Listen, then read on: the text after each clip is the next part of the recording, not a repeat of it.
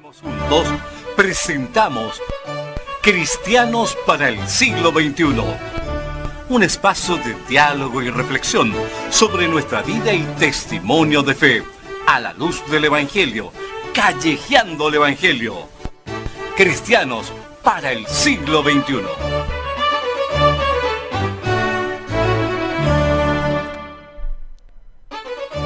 Hola, estamos comenzando Cristianos para el siglo XXI. Bueno, hoy va a ser un programa un poco especial, va a ser distinto porque, bueno, lamentablemente don Roberto tuvo un inconveniente, así que no nos va a poder acompañar desde el principio del programa, pero poco a poco se va a ir incorporando. Bueno, y también teníamos un invitado especial por hoy día para hablar de este tema tan importante, pero también se excusó en último minuto, así que vamos a ir hablando hoy día de un tema que durante el mes de mayo se comenta bastante, que tiene que ver con el Día de los Patrimonios. Quisimos abordar esta temática saliéndonos un poco como del tema más tradicional del programa Cristianos para el siglo XXI, porque nuestra diócesis tiene varias iglesias y varios lugares que son monumentos nacionales y monumentos históricos de gran relevancia e importancia. Por lo tanto, quisimos conversar un poco hoy en este espacio, en este programa, para ir hablando, para conocer un poco más de los distintos templos que tenemos que son monumentos nacionales, algunos otros espacios también, y también la importancia de la imaginería religiosa que tenemos y cómo ésta ha ido adquiriendo cada vez mayor relevancia. Si hacemos un recorrido así muy rápido por nuestra diócesis, por ejemplo, si es que partimos desde acá, desde la ciudad de San Felipe, la iglesia madre, la iglesia catedral, ahí ya tenemos una que es monumento nacional, la iglesia del Almendral de San Antonio de Padua es otro, la iglesia del Buen Pastor, ahí también tenemos otro lugar. En los Andes lamentablemente no tenemos, pero tenemos varios lugares que son hitos patrimoniales muy importantes, como es la iglesia de Santa Rosa, el ex convento del Espíritu Santo. Hay una iglesia, una capilla muy importante que está en el santuario de Auco, que incluso ganó un tercer premio a nivel de la Bienal de Arquitectura de Iglesias Patrimoniales y Iglesias Religiosas, que es la capilla que está en el santuario, pero en la casa de espiritualidad. Esa capilla ganó un premio muy importante en Italia. Si seguimos recorriendo algunos otros lugares, por ejemplo en la zona de Petorca tenemos la iglesia de Petorca propiamente tal. Tenemos en Papudo, que también está la capilla, que está frente a la caleta, que también es monumento nacional. Y hay otro elemento que es monumento nacional, que no pertenece precisamente a nuestra diócesis, en términos del espacio físico, que es la pila de agua que está en la plaza de Zapallar. Ustedes me van a decir, ¿qué tiene que ver con la diócesis? ¿Qué tiene que ver con la iglesia de esa pila?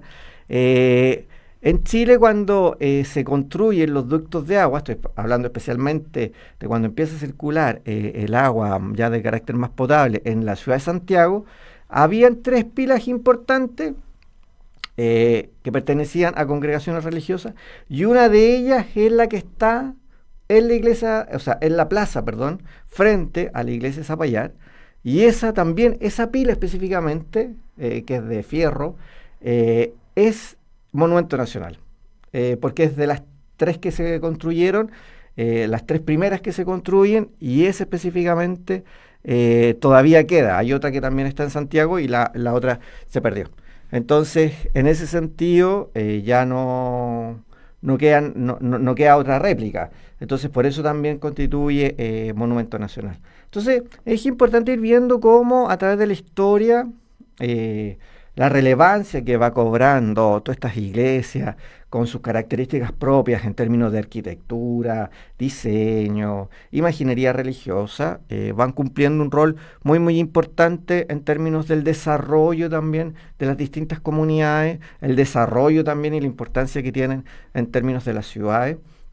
Así que es importante cómo vamos descubriendo, por ejemplo, el tema de nuestro patrimonio, cumpliendo un rol fundamental en el desarrollo y generando también una identidad propia de las comunidades. Me faltó también decir otro lugar que es infaltable en nuestra zona, que es la iglesia y convento de Curimón. Y es así como más o menos uno se configura a grandes rasgos. En una primera etapa uno podría ir mirando las distintas iglesias, los distintos lugares, con estos elementos muy característicos de cada una de ellas, que también lo interesante es que si uno las observa y las va mirando, no todos son exactamente iguales en términos de diseño y de sus características. Perdón, me están mandando un mensaje que claro, que efectivamente también la iglesia de Santa Teresita de los Andes también es declarada monumento nacional. Como ven, ahí también nos están mandando ahí, recordando algunas cosas que se nos pueden ir. Así, aquí, esa es la gracia. Esa es la gracia del programa, que también la gente nos va aportando y nos va comentando. Así, total, eso es lo interesante de hacer este programa en vivo y con el aporte de todos también. Y en ese sentido, esto que estábamos hablando, por ejemplo, tomando, vamos a colgarnos un poco esta información que nos llega de la iglesia Santa Teresita de los Andes, del ex convento, que es monumento nacional, que pertenece a la congregación de las Carmelitas. Hay en esta zona, propiamente tal, hay dos iglesias de carácter gótico, este estilo arquitectónico como tan especial, ¿ya? Que se desarrolla en Francia principalmente, y de ahí se va expandiendo a algunos otros lugares. Tenemos dos iglesias góticas aquí en estos lugares, que una es específicamente la que está en lo que era el ex convento carmelita, la casa espiritual y actual de los Andes, donde también ahí está el museo. Esa iglesia es de carácter gótico, pero hay otra iglesia que también es de carácter gótico, o neogótico, mejor dicho, ya por las fechas en que fueron construidas, que es la capilla del colegio Asunta Palota de los Andes. Entonces, son dos iglesias de este estilo arquitectónico, de este neogótico, muy interesantes también los dos, y en ese sentido también llama mucho la atención de que cada uno de ellos son iglesias que corresponden a congregaciones de mujeres. Entonces eso también ahí llama un poco la atención de cómo, siendo estas dos iglesias con estos dos estilos, corresponden a congregaciones de mujeres y no a congregaciones como más actuales. Está por ahí llegando don Roberto, por si lo ven ahí, que está ahí moviéndose y escuchan algún movimiento extraño, es porque está llegando, así que ahí vamos a tener con quien conversar también y poder ir hablando un poco también en este programa que estamos hablando. Al tiro nomás dijo, así que no hay problema. Ya llegó reclamándome ya porque estaba hablando mucho solo, dijo, que era mucho ya. Así que, no, bien, así que ahí lo vamos a saludar también. Está pidiendo copete, así que espérense que para que dijo que necesitaba que se le calentara un poquito la garganta para poder empezar a hablar. Claro, de ahí no me para nadie. Claro.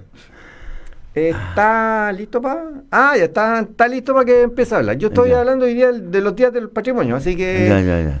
Para que más o menos se enchufe y meta la cuchara. Bueno, la cuestión del patrimonio es interesante porque a mí, es decir, más que hablar de un edificio, de la construcción, de esto y del otro, es el por qué se llegó a eso. O sea, por qué hubo gente que construyó una iglesia, una catedral.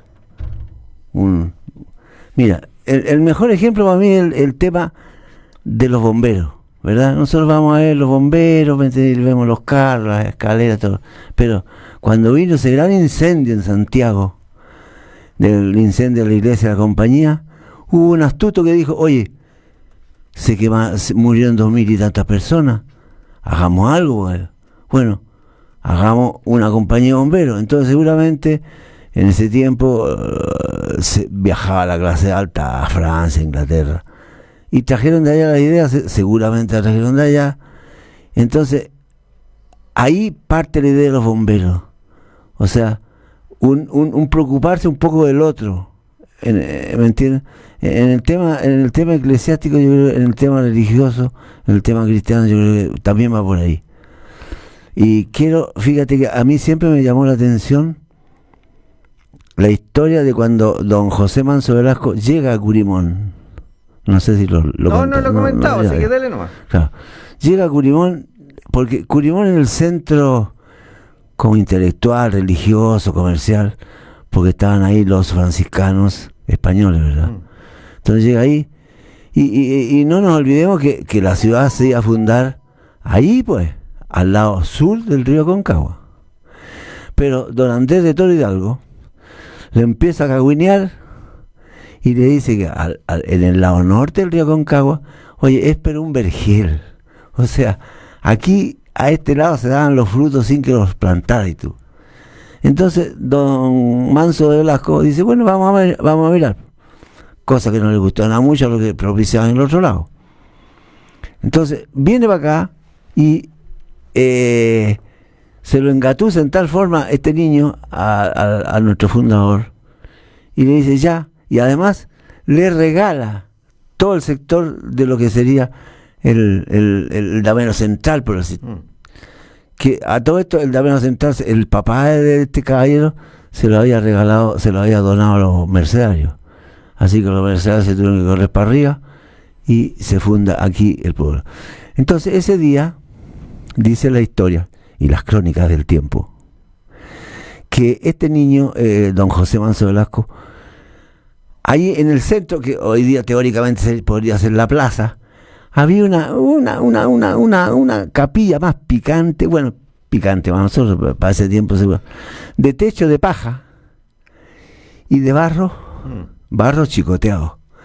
Unos palos parados y le tiraban barro, por eso se llama de barro chicoteado. Entonces entra ahí a rezar su poco, pero sale triste, le dice que salió triste porque tan penca la capilla. Entonces don Andrés de Toro Hidalgo, para convencer más a este caballero, le dice, pues yo construiré una de ladrillo y de teja. O sea, una cuestión mucho mejor. Entonces, ya esa viene siendo como la primera o la segunda catedral en este pueblo. Y de ahí, bueno, siguió para adelante hasta lo que tenemos hoy en día. Entonces, a mí me encanta esa historia porque va relatando un hecho muy tan humano, ¿me entiendes? De cómo se pensaba una cosa, se hace otra, se convence, se regala lo que no es de él porque él no era nada, pero no importa. Bueno, ese para conversarlo también, pero es interesante cómo este lugar que es la iglesia catedral, que desde la fundación de la ciudad de San Felipe se ha mantenido intacto en términos de funcionalidad, o sea, desde que se funda la ciudad de San Felipe, la iglesia catedral como templo religioso católico se ha mantenido desde el origen, lo mismo que la municipalidad, son los dos únicos lugares que tenemos que desde la fundación de la ciudad han mantenido la misma funcionalidad. Y fíjate que prácticos eran los fundadores antiguos, porque dice, ya aquí vamos a construir la catedral, y los terrenos del lado, para dentro de la iglesia. O sea, ya en ese tiempo decían, puta, que son apretados los cristianos católicos, así que vamos a poner unos terrenitos al lado para que los arrienden, que hagan cualquier cosita, para dentro de la iglesia. O sea, un tipo previsor práctico, eso es lo simpático. Sí, y es interesante porque cuando se funda la ciudad de San Felipe, bueno, después le encargan la separación y la construcción de los solares, o sea, que empiezan a separar cada una de las cuadras y todo. Y ahí también otra de las decisiones que se toman, bueno, es el terreno específicamente para la iglesia catedral, después definir el municipio, más allá, al frente de lo que sería actualmente la catedral, por el lado de Merced estaba la cárcel, claro. Y después al lado eran unos terrenos bastante grandes, que era como formando una L, que se le había dado a los jesuitas, claro. Que los jesuitas ahí incluso llegaron a construir, a tener un colegio, que era el Colegio San Luis. ¿Sí? Sí, tuvieron un colegio. No duró muchos años porque después vino todo el tema de la expulsión de los jesuitas de todas estas tierras. Lo interesante, siento yo, del paso de los jesuitas por esta zona es que estudiando en ese colegio estudió uno de los primeros escultores en Chile, que es Ambrosio Santelice. Mira tú. un personaje bastante desconocido en términos de la historia local, no mucho, algunos historiadores o algunos cronistas como Carlos Ruiz lo han tomado, Pablo Casi también en algunos de sus textos, pero se conoce poco la obra de este escultor que inicia sus estudios en este colegio, en el San Luis. Los jesuitas lo toman, se dan cuenta que tenía habilidades también el cabro, ¿sí? Claro. No era tampoco así de paleteado. No, era bastante bueno. Se lo llevan a Santiago, bueno, y ahí después empieza a desarrollar toda una obra escultórica bastante interesante que lamentablemente no quedan muchos vestigios de lo que él hizo. Ya. Pero es considerado el primer escultor chileno. Ah, ya. Y ahí tenemos un sanfelipeño metido en la historia. Oye, hay otro cuento, digamos, porque a mí me encantan estas cuestiones tan humanas. Cuando se reparte el damero central, ¿verdad? Se le entrega a cada familia, qué sé yo. Pero en ese tiempo vivía muy poca gente acá en el damero central, en lo que es hoy día el damero central. Vivían hacia afuera porque ahí tenían sus tierras, qué sé yo. Entonces, cuando le entregan esta parte del centro, muchos se vienen a vivir ahí y construyen, pero hay otros que se quedan afuera y empiezan a arrendar ese terreno, y entonces la autoridad dice no, o te vienes a vivir o te pasa una multa. O sea, ese chileno avispado ese ya existía en Aconcagua ya. No, claro, y dentro de la política fundacional que tenían los reyes de España de la época, era que efectivamente a quien se le entregaba el terreno tenía cierta cantidad de años para terminar construyendo la casa. O sea, tampoco era que podían estar ahí, dejar el terreno y abandonarlo y después arrendarlo o entregárselo a otro, no, sino que tenían ciertos plazos. Oye, y si no los cumplían, se los quitaban. Y lo otro simpático es que yo no me acuerdo el detalle en este momento, pero el rey estipulaba que, por ejemplo, que estuviera donde se funde una ciudad, que estuviera cerca de agua. Exacto, sí. Que los campos fueran propicios para eso. O sea, una serie de recomendaciones urbanísticas muy importantes tanto para la época como para hoy en día. Las grandes civilizaciones han estado siempre al lado de los ríos, del Éufrates y de otros ríos, del Mapocho. O sea, las ciudades se construyen cerca del agua. Exacto, y por eso, bueno, dentro de las decisiones que se toma es construir en la ribera norte por el tema del agua, por el tema de la fertilidad de las tierras, y claro, Curimón en ese entonces era una gran encomienda y que además cumplía una función geopolítica muy importante, porque quienes venían desde Mendoza hacia la ciudad de Santiago pasaban por Curimón, y exactamente al contrario, quienes iban hacia la ciudad de Mendoza, que en ese tiempo además era parte de la gobernación de Chile, o sea, no pertenecía a Argentina como es ahora, entonces por lo tanto también era parte obligada del paso, o sea, por lo tanto Curimón tenía una ubicación fundamental en términos del desarrollo geopolítico de la zona, y además, si lo miramos también dentro de la funcionalidad, era quien también daba conectividad con toda la otra zona de Petorca. Claro. Entonces, ahí en ese sentido... Porque La Serena, que era también importante el tiempo, y Valparaíso, entonces Aconcagua era como... Aconcagua, claro, efectivamente estaba ahí en el centro. Y por eso yo creo que hay una frase que se acuñó en términos turísticos, que le hemos explotado poco, pero a mí cada vez me resuena un poco más, que dicen que en Aconcagua es donde nació Chile. Fue dentro de los eslogans de campaña turística que se ha ido desarrollando actualmente aquí en la zona, tiene que ver con esa frase. Y es interesante porque efectivamente, claro, si uno pensara en el desarrollo de Aconcagua, bueno, no solo con la llegada de españoles, sino que anteriormente a ese también habían algunos pueblos aborígenes. Entonces, en ese sentido... Hay que acordarse que Aconcagua era el granero de los incas. Exacto. Claro, porque aquí se plantaba mucho maíz.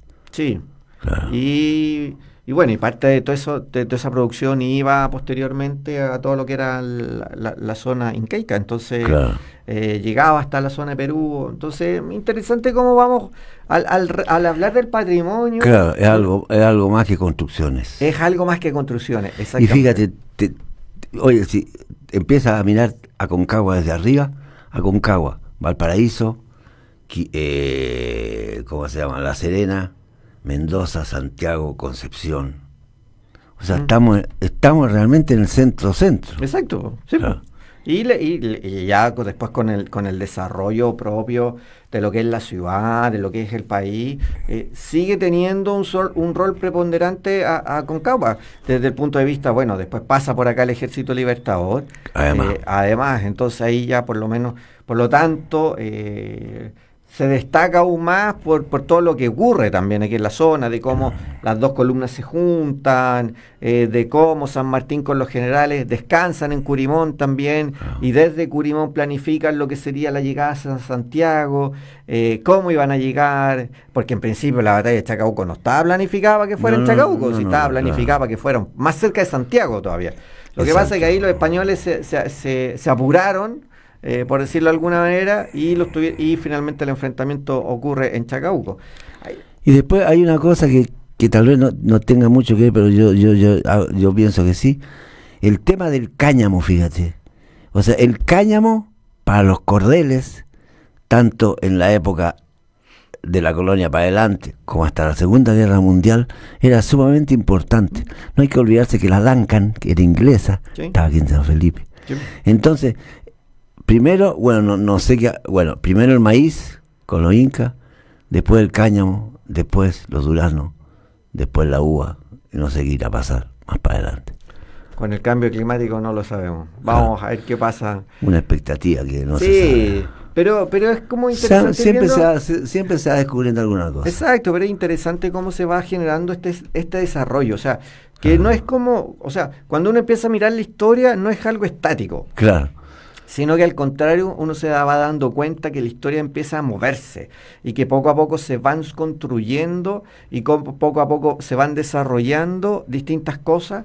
La ciudad también va modificándose, la gente también va cambiando también, y en ese sentido es interesante cómo estos desarrollos permiten que la gente también tenga mejor calidad de vida. Claro. Y si vamos para atrás también vamos mirando y identificando cuál es nuestra historia y cuál es nuestro origen.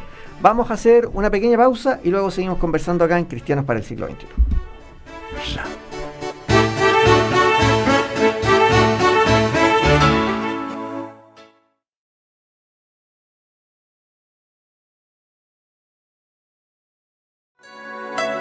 Tres cosas tiene el amor, que no se pueden olvidar, que Dios nos amó primero, que hay que darse por entero, y ponerse a caminar, y ponerse a caminar, y ponerse a caminar, y ponerse a caminar.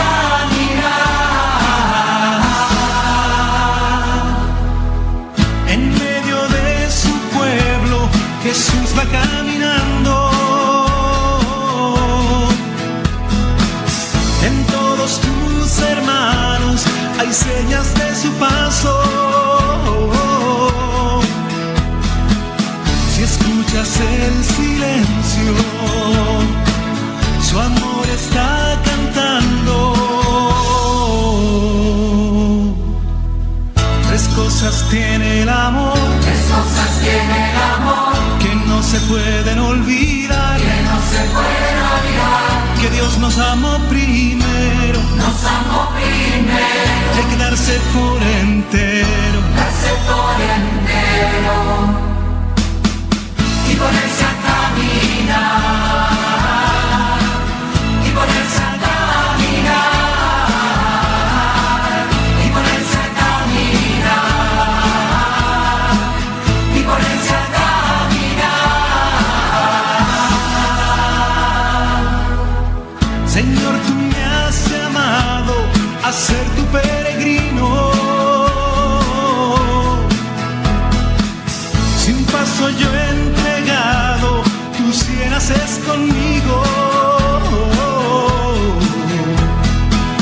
para anunciar tu nueva, la dicha de ser hijos. Tres cosas tiene el amor, que no se pueden olvidar, que Dios nos amó amó primero, hay que darse por entero, y ponerse a caminar, y ponerse a caminar, y ponerse a caminar, y ponerse a caminar. Tu mano me conduce de noche y de día, llevando tu evangelio me llenas de alegría, me alumbra tu palabra, me sanas las heridas. Tres cosas tiene el amor, que no se pueden olvidar, que Dios nos amó primero, que hay que darse por entero, y ponerse a caminar,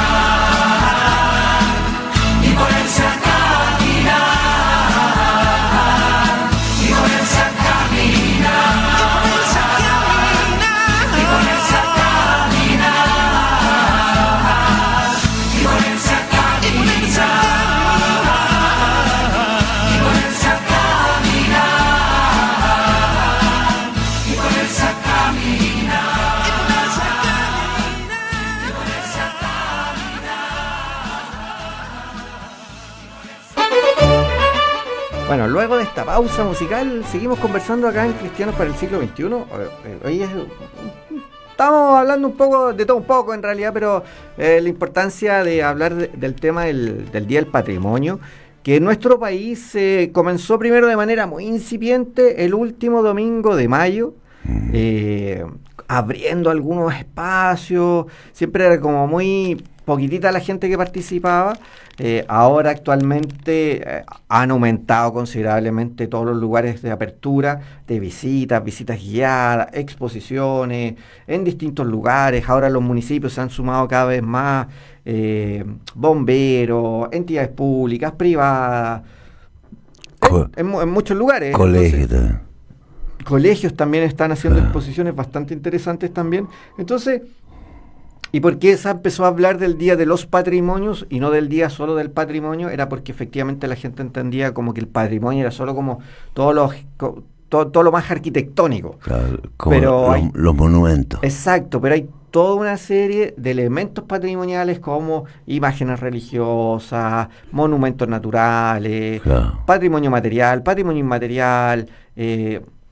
Entonces, en ese sentido, se empezó a decir, bueno, ya no es solo un solo patrimonio, sino que ya tenemos varios tipos de patrimonio. Entonces, ahí un poco se abre este abanico de cosas y de lugares y de experiencias para visitar, y eso es bastante interesante. Tomando un poco eso, ¿por qué me llevé un poco a esta explicación del Día de los Patrimonios y de los patrimonios de lo que son? Porque en el libro que ustedes realizan, don Roberto, con Domingo Y Rafael Gómez. y Rafael Gómez, sobre el libro de la catedral, ahí hablan, bueno, hay una introducción un poco sobre el tema de los patrimonios, Claro. pero cuéntenos un poco de la experiencia y cómo fue el trabajo de ese libro.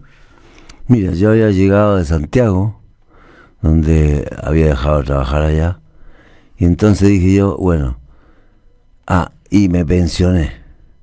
Entonces eso de seguir haciendo lo mismo, como que no me gustaba. Y en eso aparece Domingo Torres y dice, oye, habría que hacer o sea, me cagüineó con la cuestión del libro de la catedral. Oye, ya pues. Así que me cambié de vendedor a investigador.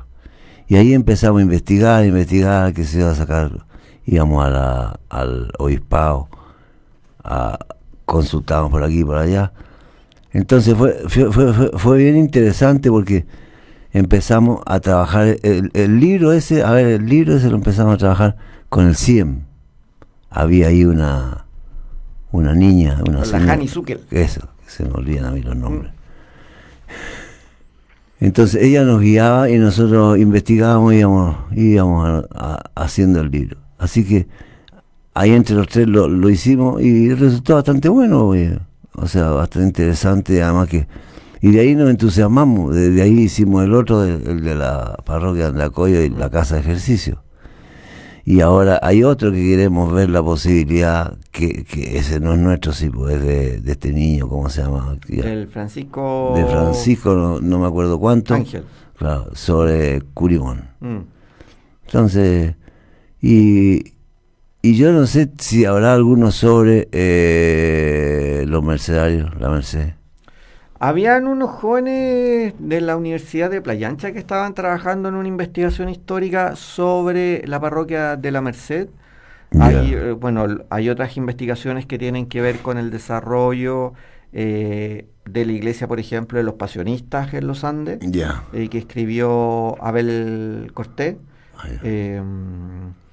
También hay un libro, o sea, una investigación, hay dos publicaciones en realidad sobre, estoy pensando en San Antonio de Padua, del Almendral, uno que escribe el Jorge Gaete Codú.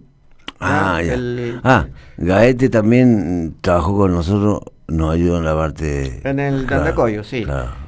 Muy bueno esa. Sí. Y los franciscanos también hicieron otra investigación sobre específicamente lo que es la iglesia del Almendral. De Curimón se ha escrito un poco más, hay el texto, los franciscanos tienen un texto, hay una señora, pero no me acuerdo el nombre de esta escritora que hace una investigación histórica sobre la iglesia y convento de Curimón, y bueno, y también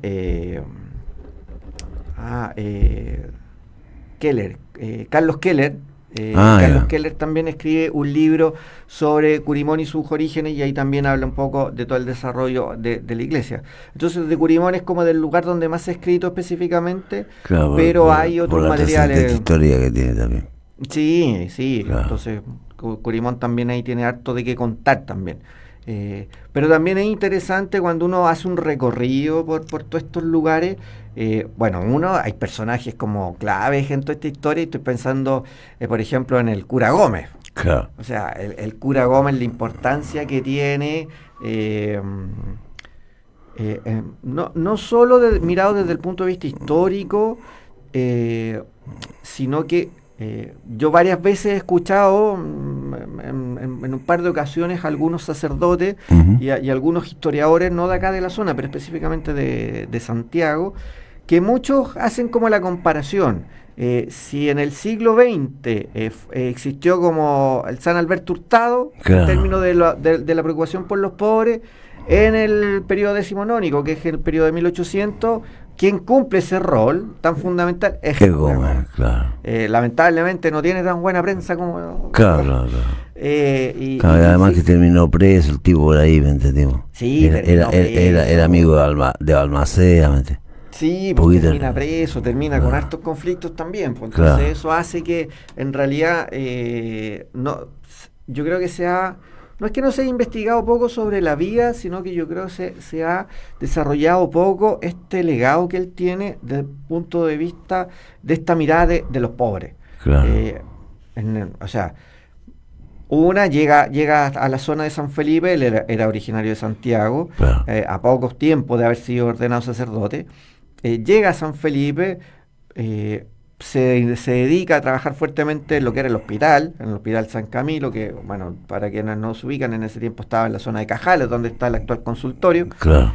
Donde él ahí tiene un rol importante, desarrolla posteriormente... Bueno, ¿fue director del hospital? Fue director del hospital también. Qué extraño, ¿eh? Un cura, director de un hospital. Bueno, eran los que más sabían del recorrido en ese tiempo también. Es que además había otro tema, es que antes de eso había otro director en el hospital, pero hubo problemas de plata. Entonces como que dijeron, yo creo que así como dijimos este curita para que no vamos a tener estos líos. Entonces él ahí se hace cargo del hospital. Después eso también lo deja y crea, hay otro legado interesante de él también que tiene que ver con la primera congregación femenina de mujeres. Claro. La crea él, que es las Hermanas Hospitaleras de San José, que es la que está ahí en los Andes. No, acá en Chacabuco. ¿Acá? Acá, po. Ándate, cabrito, no sabía. Ellas son es la primera congregación ya, de mujeres. claro. Lo que pasa es que la de los Andes también es hermana. Claro. De la misma. Entonces, uno se da cuenta que Claro, y esa congregación es de acá de la zona, ¿no? es de acá de la zona. Aquí nace, digamos. Aquí nace, exacto, claro. Y es la primera congregación femenina. O sea, efectivamente, habían otras congregaciones de mujeres, pero que habían llegado de afuera. pero que habían llegado de afuera. Claro. Ninguna había sido formada y creada en Chile. Y Mira, esta es la mira. primera y la crea él. También tenemos todo el legado y todo el trabajo que él hace cuando vienen todas estas epidemias del cólera, que específicamente en Chile llega la epidemia del cólera a través de la ciudad de Santa María. Claro, lo habían traído unos arrieros de Mendoza. Igual. Exactamente, claro, por los pasos que tenían, sí, Claro. o sea, los arrieros, los vaqueanos, había mucho contacto con esa zona, entonces Claro, la traen, efectivamente, el cólera de allá, y como llega y tiene tanto impacto, lo que hacen es crear un cordón sanitario, Claro. rodean la ciudad. Nadie entra, nadie sale. Exacto, salvo el cura. Claro. El cura era el único que llegaba y se metía con su gente. Incluso hay algunos relatos bien simpáticos que dicen que tan cierto o que tan mito sea, no se sabe, pero que él en la noche muchas veces se metía con las carretas con comida y alimentos para llevarle a los enfermos. Claro. Y lo interesante también de eso es que no hay tampoco después relatos que él se haya enfermado de cólera. Claro. Que era muy fácilmente contagiable. Claro. Y además que no había mucho remedio tampoco. No, por eso había tanta gente Claro, muerta también claro. en esa época. Y después el cólera se dice que se esparce el resto del país porque hay una pareja de jóvenes que se arrancan desde Santa María por el lado del río, Ah, ya. eludiendo a los controles policiales, y eso hace que terminan contagiando de Contagiando cólera al al resto del resto, país, y ahí el cólera se expande por todo el resto del país. Claro. Entonces hay anécdotas bien interesantes sobre el cura Gómez. Bueno, después está el tema del batallón Aconcagua. Exactamente la participación que él tiene como capellán Claro. en la Guerra del Pacífico. Ahí es capellán del batallón Aconcagua, lo prepara aquí en la zona de Aconcagua, después junto al otro batallón que es el batallón Esmeralda, también va con ellos hasta Claro. esta zona, entonces es parte de los operativos que hay allá en la zona de guerra. Y después se entra a preocupar de los soldados que llegan inválidos Exacto. Po. de la guerra. Y se empieza a preocupar también de los niños que quedaron. Po. Claro, de los huérfanos. Exacto, claro. entonces ahí también crea con las hermanas hospitalarias una hospedería, un Claro. orfelinato también, entonces se empieza a preocupar también de ese Claro. tema. Hay también algunos relatos, pero tampoco es como tan precisa tanta información, ahí como que se pierde un poco, que él también crea un colegio para señoritas, que hay algunos que algunos lo dan como ubicación donde está ubicado actualmente el obispado. Ya. Que incluso en algunos de los relatos de Alejandrina Carvajal, ahí habla de que ella hubiese estudiado en ese colegio de señoritas. Pero ahí la ubicación y Ya. cuánto tiempo duró ese colegio está como medio perdido un poco esa información. O por lo menos Ahora, lo que pesquisado no también encontramos. parece que no está muy claro es si eran de señoritas o eran prostitutas que él sacaba del mundo de ese mundo. No, el colegio era de señoritas, o sea, era sí, como ya, de hijas ya, de ya, buenas ya, familias. ya, ¿ya? ya, ya, ya. No, las que recogía o las que de alguna manera sumaba de la condición de la prostitución eran otras y no estaban Ya, como en ese ya, colegio. ya, ya. No, estaban más ligados con lo que es Ya. la congregación actualmente. Más que con el colegio. Claro. ¿ya? Eran como dos agentes distintos en realidad, pero era parte como de este legado, en términos de si uno lo mirara como actualmente, de este legado que tiene que ver con toda su labor más solidaria, más con las comunidades vulnerables. O sea, pensar en ese tiempo, preocuparse de los niños que estaban sin sus padres, preocuparse de las mujeres en condición de prostitución también, y ver cómo poder rehabilitarlas e incluirlas. O sea, hay que pensar que Chacabuco en ese tiempo era una zona marcada como, entre comillas, diríamos hoy día como Barrio Riojo, Claro. y el otro sector también que estaba marcado como Barrio Riojo era la calle Navarro. Entonces, si uno mira, Navarro con... era como toda la calle, ¿no? Si Claro. no era como un solo ya, lugar. ya. Habían como varios puntos ahí en esa calle. Entonces, claro, si uno piensa ahora donde está ubicado el actual colegio, la iglesia, Claro. o sea, efectivamente estaba inserta en el mundo más vulnerable de San Felipe de esa época. Bueno, se comenta y las crónicas del tiempo dicen que sí, que el sector que está en el colegio, o sea, de la iglesia para el poniente, eran prostíbulos. Claro. Sí, po. Entonces, claro, estaba como inserto como en este sitio, instala y construye esta iglesia, no en cualquier lugar, o sea, o sea, en ese minuto era como a las periferias de San Felipe, Claro. o sea, hay que pensar que estaba casi como en las afueras. Entonces, él es capaz de instalarse ahí, construir, llegar con las germanas también hospitalarias, y generar ahí me imagino, todo un revuelo, y cambia también la fisonomía del barrio. Claro. Entonces es como esta mirada que él tiene de lograr que las personas salieran de estas situaciones de vulnerabilidad también son importantes. Pues. Entonces ahí el cura Gómez cumple también esta función tan importante, y bueno, y por eso también frente al colegio está este gran monumento que rinde este homenaje a él por la importancia que él tuvo. ¿Sabes tú, bebé? No es por cachiporrearme, ¿eh? Pero el primer artículo que yo llevé, no me acuerdo si fue a la radio o al diario, fue ese. Gómez, el padre Hurtado del siglo XIX-XVIII. Que después ya te explicaré que en el enredo que tengo en el computador se me pierde todo.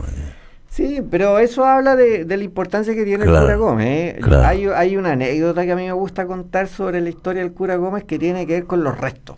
Ah, ¿sí? Bueno, Ahí en el sur, ¿eh? Exacto. Claro. Sí, hay todo un mito Claro. ahí, finalmente, ¿dónde está? Claro.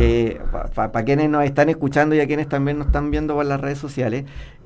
Bueno, cuando viene la guerra de 1891, que es esta guerra civil entre los que eran balmaceístas y no, Claro. el cura Gómez era amigo de Balmaceda, entonces obviamente que lo Y tomaron detenido y se lo llevan a Santiago. Lo iban a buscar aquí a San Felipe y se lo llevan a Santiago. Exacto, Precioso. Y bueno, la gente de aquí, incluso los que eran anti-Balmaceda, los van hasta la iglesia y lo apresan y lo encarcelan y después se lo llevan para Santiago. Ya. ¿Ya? Bueno, después regresa a San Felipe, pero regresa a San Felipe ya como más, con un perfil más bajo, los balmaceístas perdieron, Claro. entonces le empiezan como a quitar como todo el piso, y eso hace que él se traslade hasta la zona de San Carlos en el sur. ¿Ya? Dice, entre Parral y Chillán. Exacto, está ahí un tiempo, hasta 1903 más o menos, y como todavía estaban desde aquí de la zona de Santiago, como que poniéndolo en duda, cuestionándolo, él dice, me voy más al sur todavía, Claro. para ver si así me dejan tranquilo, y se va hasta la zona de Gorbea. Claro. Estando en Gorbea también construye un colegio, construye el hospital también. O sea, sigue la misma. Como en su misma labor, ¿ya? Claro. Hasta que un 15 de enero de 1908 fallece.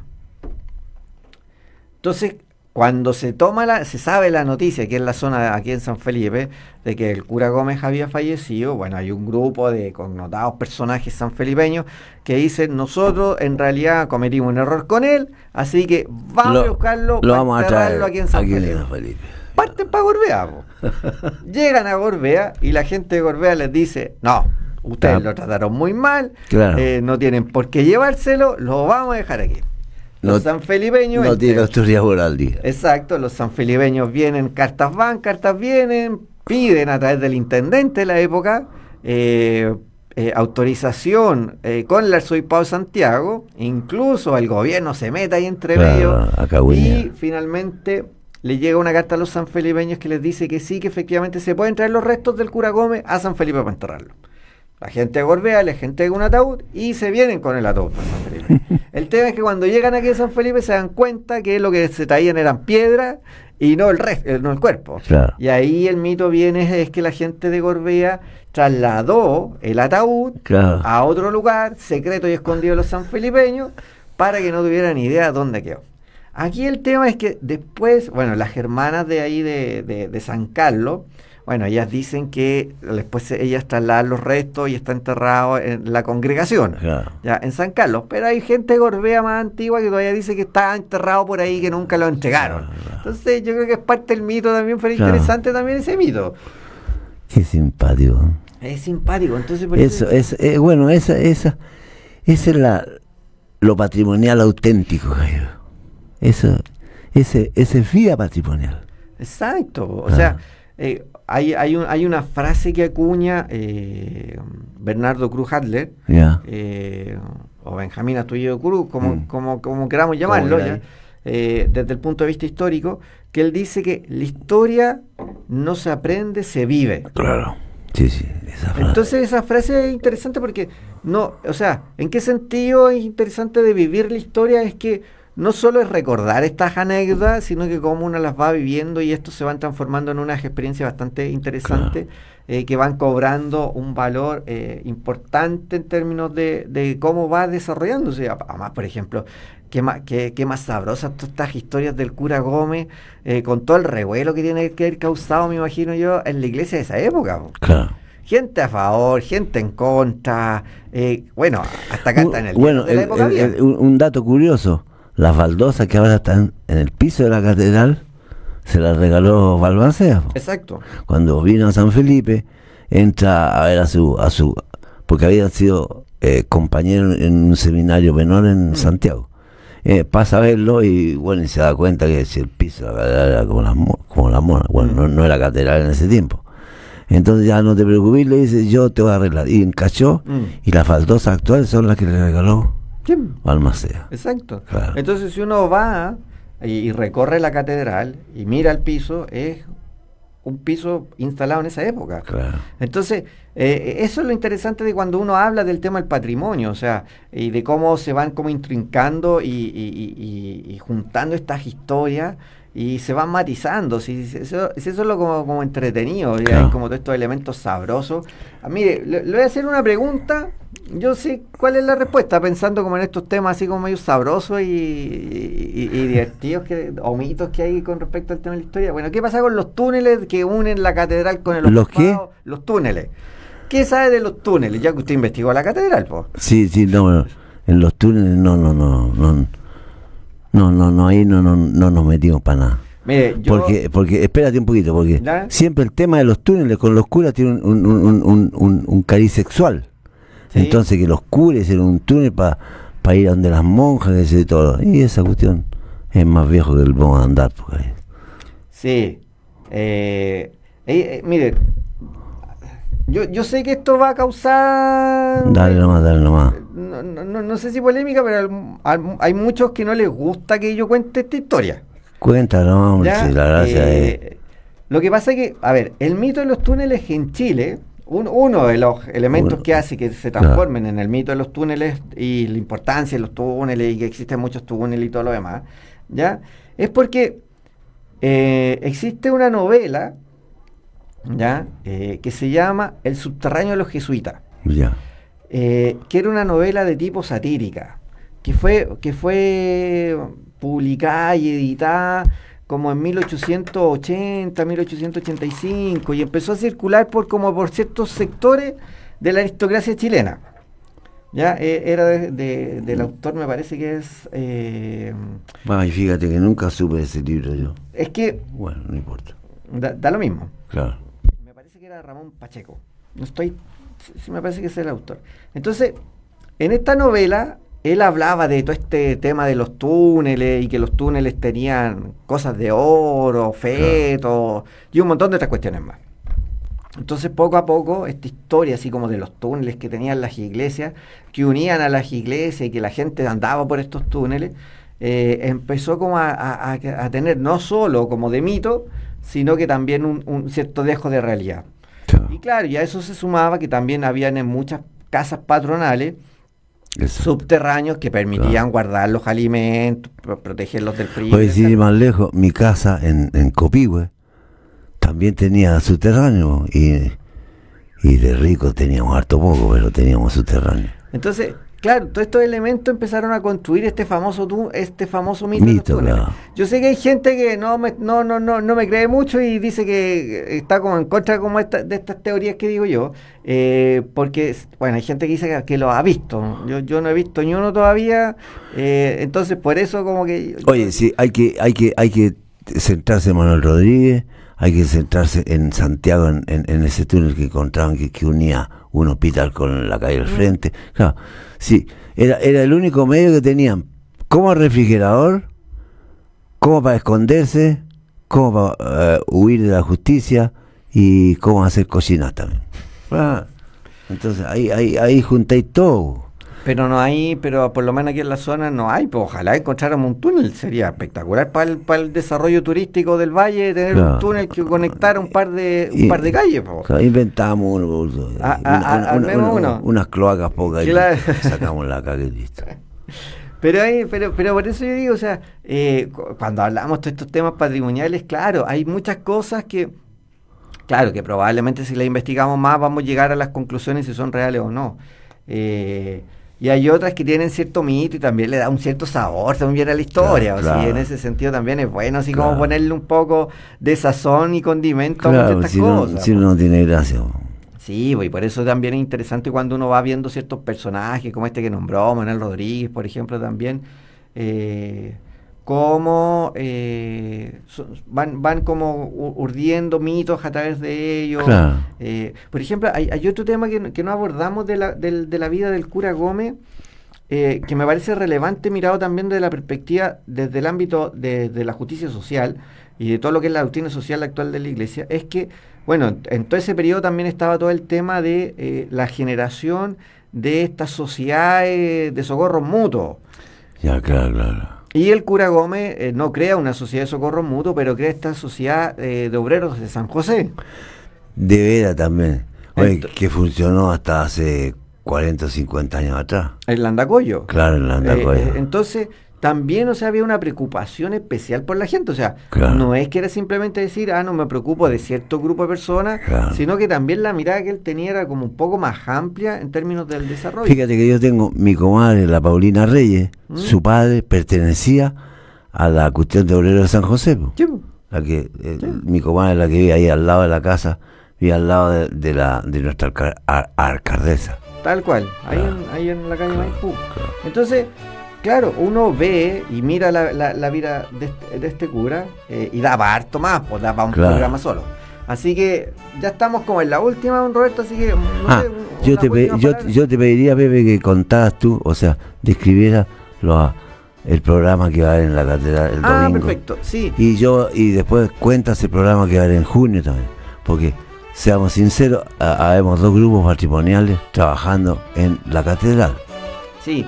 Es interesante porque se van a ir cada vez realizando más actividades por el Día del Patrimonio. En la Iglesia Catedral va a haber el día domingo 28 de mayo, desde las 14 horas hasta las 18. Se puede recorrer y va a haber visitas guiadas en la Iglesia Catedral. Si alguien quiere visitar el entretecho también, por ejemplo, que se hicieron algunas remodelaciones, también lo puede visitar. Eso sí, tiene que inscribirse en la Iglesia Catedral. Sí, porque no pueden meterse todos ahí. Exacto, va a haber una muestra del taller de restauración que se está llevando a cabo. Se va a visitar los cimientos que están por el costado donde está la capilla. Sí. Así que hay un programa bastante interesante que se está desarrollando en la Iglesia Catedral para el día 28 de mayo, desde las 14 a las 18 horas. Ya. Y después, en junio, ¿qué queremos hacer nosotros? Y después en junio lo que se van a hacer es invitar a los colegios para hacer algunos de los días algunas visitas guiadas también a los lugares, para que la gente pueda recorrer. O sea, todo el mes de junio nos vamos a dedicar a los colegios. Exacto. Y también, bueno, no va a ser solo junio, sino que también vamos a dejar como de ese mes en adelante. O sea, para que la gente de los colegios que nos esté escuchando, que estén interesados, también se pueden comunicar con nosotros para agendar los días y las actividades que vamos a ir realizando por el Día del Patrimonio. Y después de todo, ir contando un poco del patrimonio religioso de la Iglesia Catedral de San Felipe. Ya llegamos al fin del programa de hoy, así que un saludo a quienes nos siguen por las redes sociales, a quienes también nos escucharon por las ondas de Radio Encuentro, así que vaya para ustedes un cordial saludo. Esto fue Cristianos para el Siglo XXI.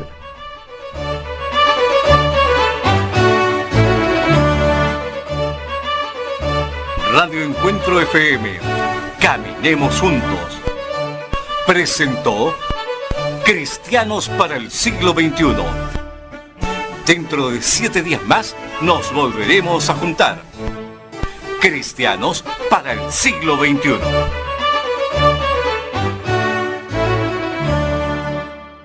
Radio Encuentro es un medio de comunicación social inspirado en los valores del Evangelio, que busca acompañar al hombre y a la mujer del Valle de Aconcagua desde la cercanía y la solidaridad, respetando y promoviendo la dignidad de toda persona.